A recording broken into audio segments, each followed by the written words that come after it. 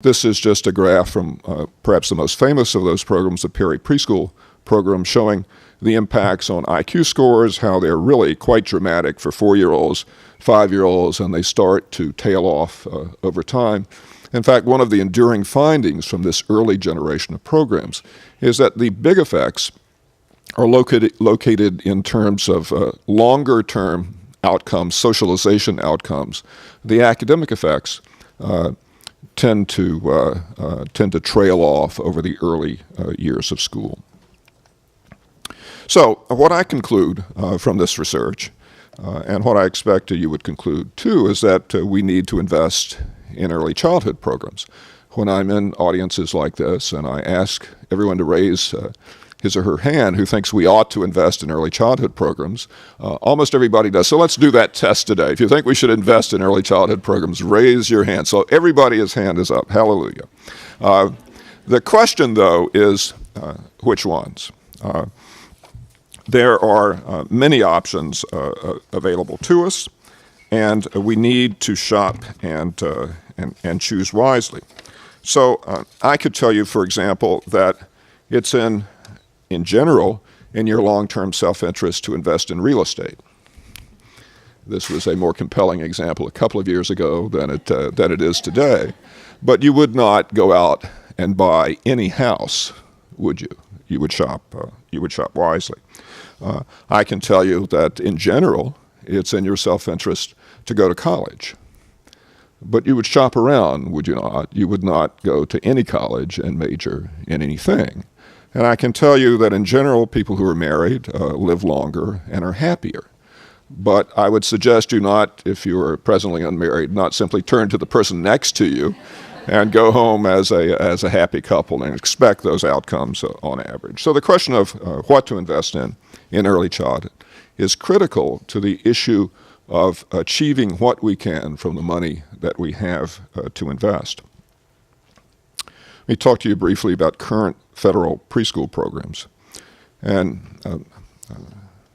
a general conclusion that you can draw from this research, if you're interested in the use of evidence to advance social and education policy, is that evidence-based policy proceeds funeral by funeral.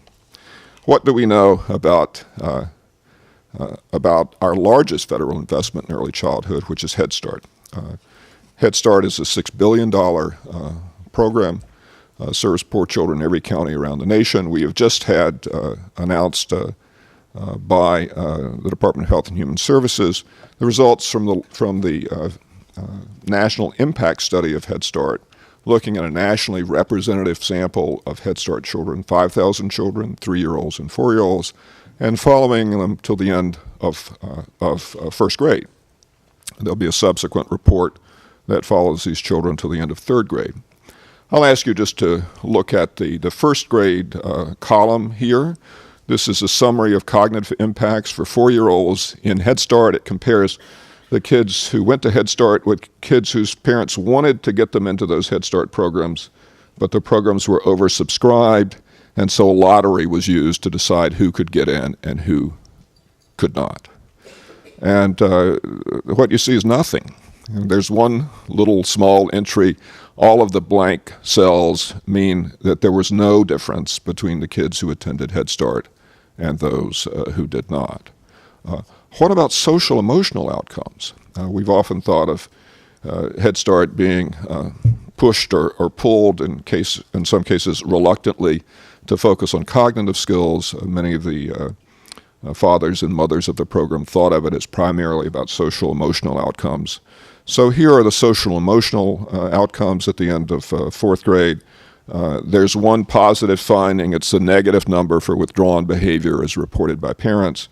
The two yellow numbers are negative findings for the Head Start group at the end of first grade. Teachers found kids in the Head Start classrooms to be more socially reticent and have more problems with teacher interaction. But basically, again, there's nothing there.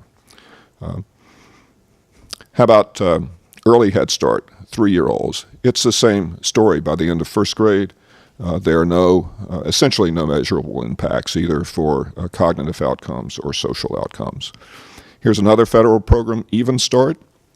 Even Start tends to work with families who have even more problems than some of the families who enroll in Head Start. And here you see the control group and the Even Start group. They both get a little better over the course of time, but no differences at all in terms of impact.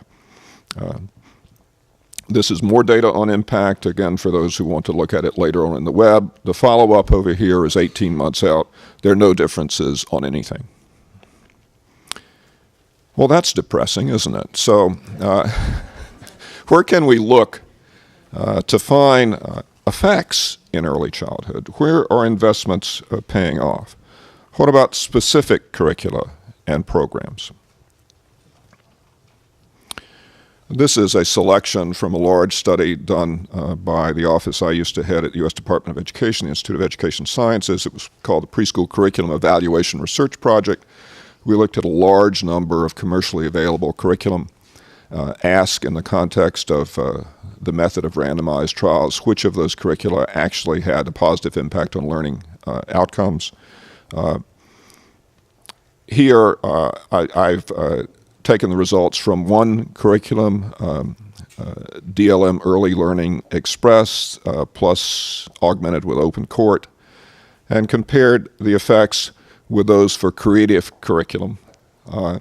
And what you see, this is expressed as effect sizes with the tallest bar here, meaning basically a half a year of learning difference, that one of these curricula was strongly effective in raising student achievement across a variety of areas, and the creative curriculum was not.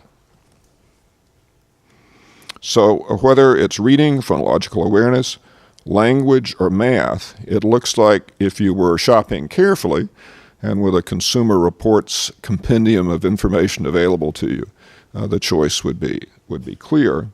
In general, more effective curricula cost no more than less effective curricula. And so when you choose wisely on this dimension, you're getting a big effect essentially for free.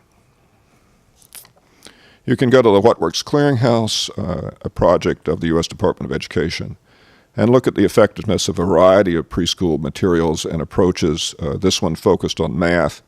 And you look at the improvement index here, and you can see, again, some clear guidelines for choices on curriculum. So let me tell you what I've said. There are large differences by family income and school readiness. These differences powerfully predict later school achievement. Should be easier to fix problems early than late. Model preschool programs from years ago have had long-term impacts, suggesting that early investments are wise. Current large federal programs are largely ineffective. Some preschool programs are much more effective than others, and we need to pay attention to evidence and do what works. Let me point out that I've chosen curriculum, but curriculum is only one of the things that has to be the focus of our attention in an early childhood program. Too frequently, when I'm out and about and people ask me advice on education policy, they'll say, what is the one thing we should do to accomplish whatever? And if they're being really expansive, they will say, what are the three things we should do to really accomplish whatever? The challenge of education is the work of 100 hands. There is no one 100% solution. There are 101% solutions. Curriculum is one of those. We need to focus on professional development. We need to focus on assessment. We need to focus on many of the things that the Texas School Ready project is doing, and that's what makes it so important. This is the photo my wife and I took when our 27-year-old son left for the first time to go to school. This is the school bus heading across to kindergarten. There were tears in our eyes. We were relatively confident he was ready, but not absolutely sure. It's very important that the kids on that school bus and the kids on the school bus here in Texas are ready for school, and that's why what you're trying to accomplish here is so very important. Thank you.